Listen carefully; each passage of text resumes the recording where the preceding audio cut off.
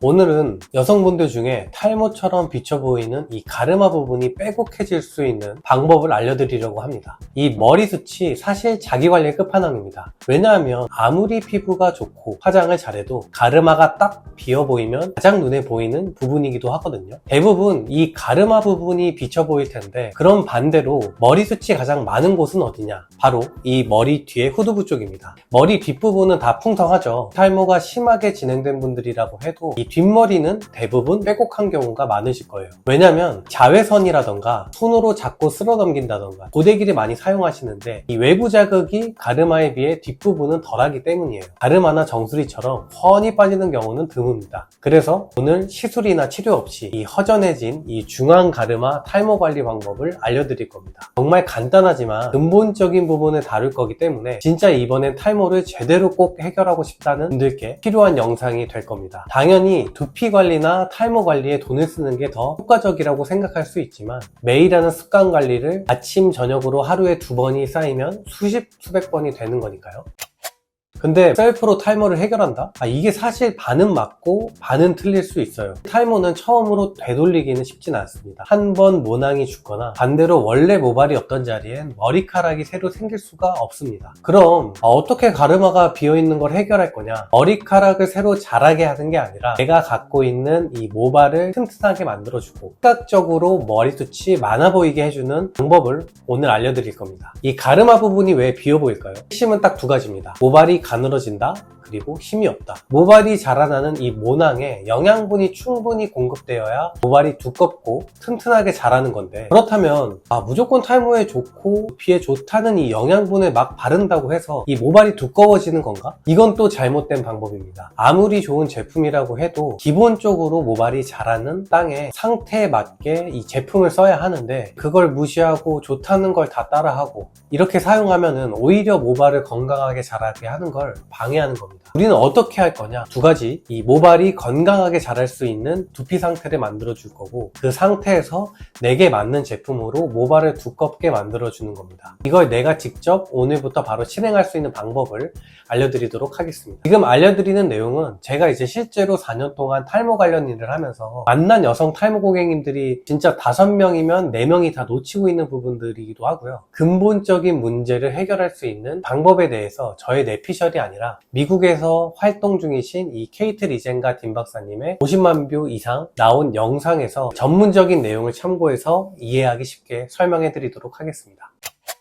첫 번째, 내 두피에 맞는 제품을 찾는 겁니다. 이게 가장 첫 번째로 해야 할 필수이지만 많은 분들이 놓치는 게 내 두피 상태를 건강하게 만드는 겁니다. 아무리 좋은 영양소를 보충하고 남들이 머리숱이 좋다는 걸 따라해 봐도 결국 효과가 없는 경우에는 내 두피 타입에 맞지 않는 헤어 제품이나 샴푸를 쓰는 일이 많다는 겁니다. 머리숱이 적거나 탈모 증상이 있으신 분들은 특히 두피가 지성인 경우가 굉장히 많은데요. 이때 모발에 좋다는 성분이 아무리 잔뜩 있어도 제품 자체에 오일 성분이 지나치게 많아 지성 두피에 맞지 않는 경우가 꽤 많거든요. 그래서 유분은 계속 쌓이고 바깥에서 묻어나오는 먼지나 외부의 물질을 계속 달라붙게 해서 모발의 모공을 막아서 머리카락을 되려 튼튼하게 자라지 못하게 할 수 있다고 합니다. 그렇기 때문에 만약 내가 지성 두피인데 가르마 탈모까지 있는 것 같다, 혹시 쓰고 있는 탈모 샴푸나 트리트먼트, 헤어 제품들의 실리콘, 오일 성분이 너무 많지 않은지 체크를 꼭 해보시길 바랍니다. 지성 두피라고 해서 무조건 세정력이 강하고 또 시원한 샴푸를 쓰는 것보다 약산성 제품이나 비건 샴푸바 같은 제품으로 바꾸어서 아침에 한번, 자기 전에, 저녁에 한번, 하루에 2번씩 매일 샴푸하는 습관을 가지시는 게 제일 첫 번째로 하셔야 하는 부분입니다. 자, 이제 저 같은 경우에는 유전성 탈모를 이제 물려받았고 두피 트러블도 정말 심한 편입니다. 이제 최근에 써본 샴푸 중에서 굉장히 효과를 본 샴푸 하나를 추천해 드리자면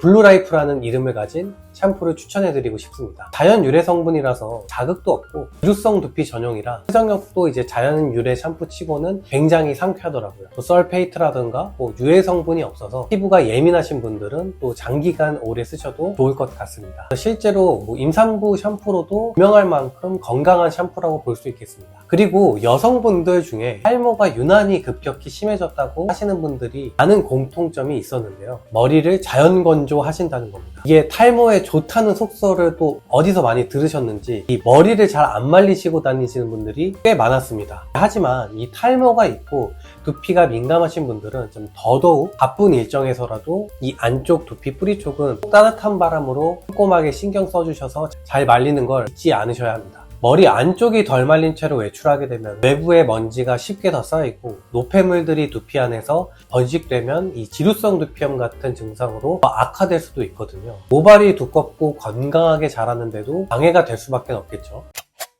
자, 두 번째는 영양소 결핍으로 모발에 힘이 없는 문제입니다. 다이어트를 하거나 혹은 전날에 이제 엽떡을 먹으면 다음날에 아예 아무것도 안 드시거나 하면서 내 몸의 영양분의 밸런스를 잘 안 챙기는 경우가 정말 많아요. 특히 저희 아내가 그래서 잘합니다. 그런 불규칙한 식습관이 반복되고 몸에 필요한 필수 영양 성분들이 균형을 이루어 잘 쌓여야 하는데 정작 모발에 공급되어야 할 영양소가 부족하게 되고 균형이 깨진다면 이 탈모로 연결될 수 있겠죠. 특히나 철분이 부족할 경우엔 철분 수치가 낮아지면 이 모낭으로 충분한 산소 공급과 혈액 공급이 원활해질 수 없어서 이 여성 탈모로 연결될 가능성이 굉장히 높다고 합니다. 우리 몸 스스로가 생존을 하기 위해서는 가장 필요한 장기부터 영양분과 혈액을 보내는데 머리카락 자체는 몸이 생존하는 데 우선순위가 굉장히 나중에 밀려나 있어요. 쉽게 말해 머리카락이 없어도 생존하는 데는 전혀 문제가 없잖아요. 그렇기 때문에 철분과 같이 모발을 이루는 영양성분에 결핍될 경우 가장 먼저 머리카락에 보내는 영양성분을 몸 자체에서 최소화시키니까 이 탈모로 연결되는 경우가 많습니다. 탈모가 심해진 것 같은 느낌이 드는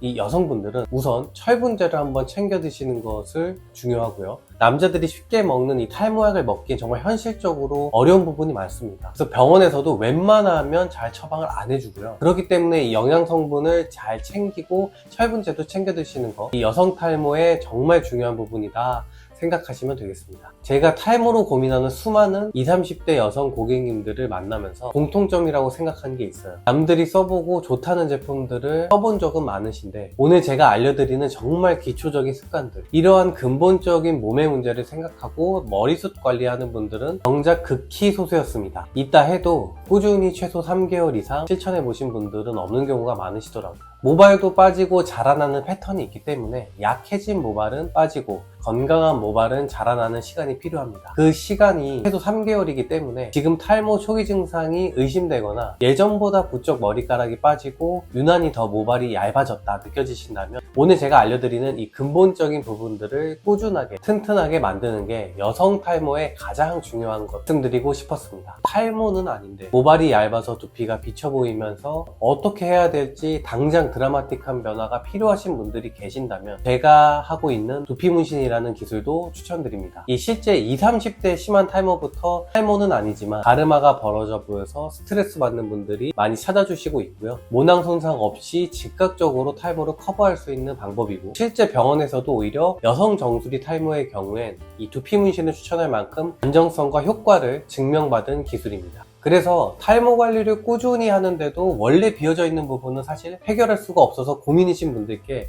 이 두피 문신을 추천드리고 싶은데요. 제가 진행한 여성 두피 문신 디자인 사례만 모아놓은 이 전후 영상도 있으니까 한번 궁금하신 분은 아래 고정 댓글 참고하셔서 확인해 보시면 좋을 것 같습니다. 가르마 탈모는 모발이 점점 가늘어지고 또 힘을 잃는 과정에서 서서히 넓어지는 것입니다. 따라서 이 모발을 굵게 하고 볼륨을 되살리는 것이 중요하다는 것을 꼭 잊지 마시고요. 때로는 탈모가 지금 내 몸의 건강 상태에 적신호를 보내는 사인이 될 수도 있기 때문에 오늘 내용을 통해서 내 몸의 영양 성분의 밸런스가 좀 깨져 있지 않나 한번 좀 확인해 보시는 계기가 되셨길 바랍니다.